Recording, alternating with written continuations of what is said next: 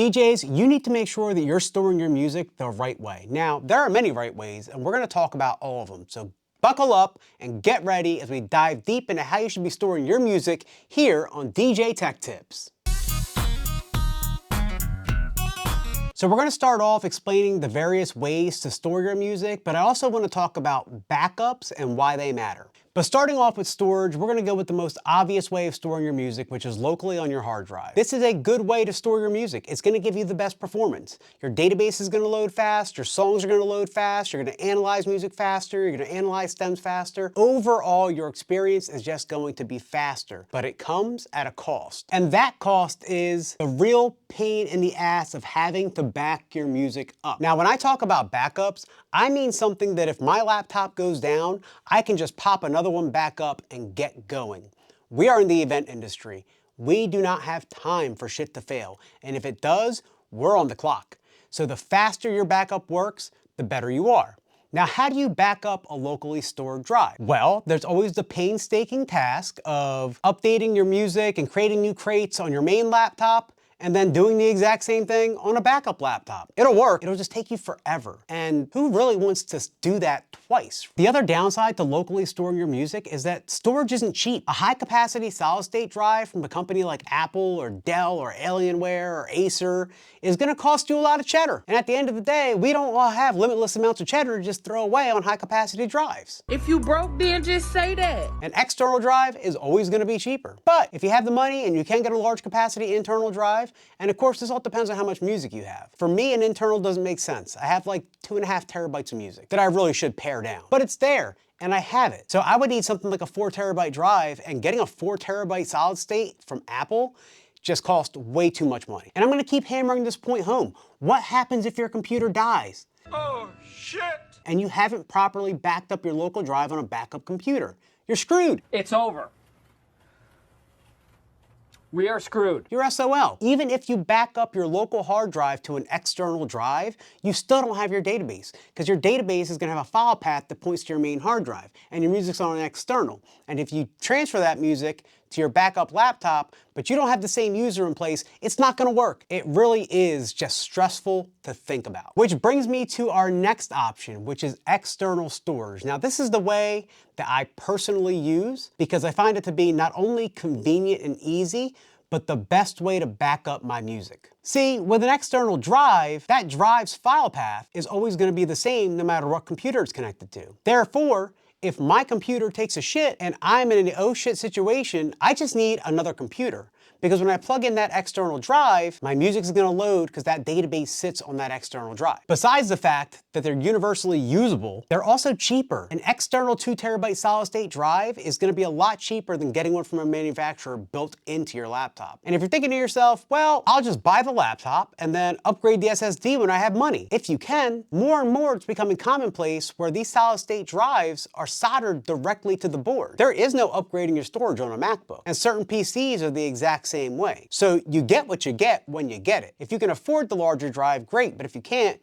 an external is a great solution for you. Now, the one downside to an external is it's not gonna be as fast as running your music locally. Just is what it is. But is it gonna be so slow that you're not gonna be able to use it? Absolutely not. People have been using external hard drives to DJ forever. Companies are aware of this. It's preferred that you use your music locally, but you can still use an external drive. Plus, the speed at which these things happen totally depends on the type of drive and the type of port you have that drive connected to. And if you don't know anything about that, watch this video right here. Now, my favorite part about using external drives is the ease of which you can make a backup. With an external drive, you can use a program like Carbon Copy Cloner for Mac or TerraCopy for Windows to literally just mirror your hard drive. You plug it in, you hit go, any changes that it detects will get put onto your backup hard drive, and you're Gucci, good to go.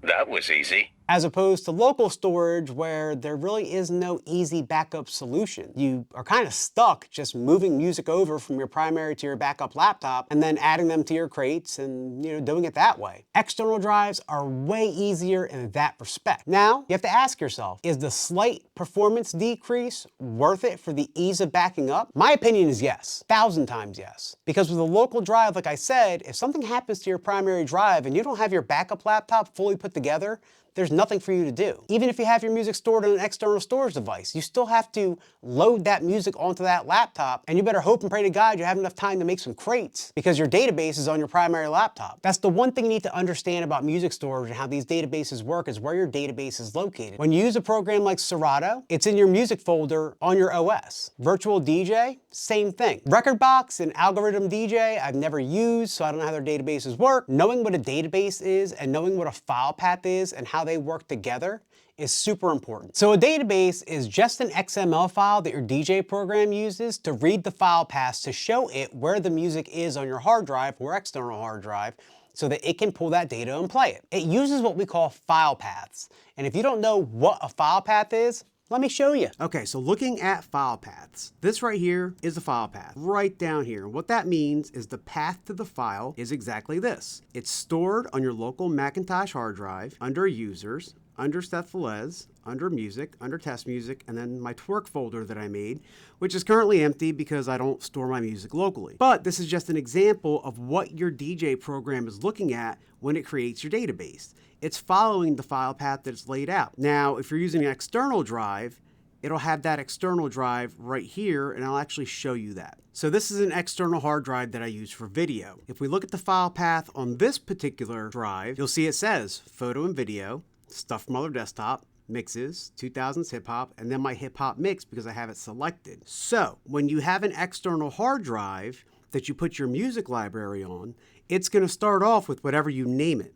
That's why naming your external hard drives the exact same thing is so important, especially on a Mac. If you're using Mac, it's super simple. As long as your drives have identical names, you will always be able to use that hard drive no matter what computer you're on because Serato is always going to look for the drive name all the way down to the file. Or whatever program you're using, I don't discriminate. I just use Serato personally, so I keep referring to it. However, if you're storing locally and you back up to an external drive, remember that your database is going to say Macintosh HD right here and not photo and video, and that's the reason why your database won't load up on a computer using an external drive if you're backing up your files from your local drive. Now you know how file paths work. How is this relevant?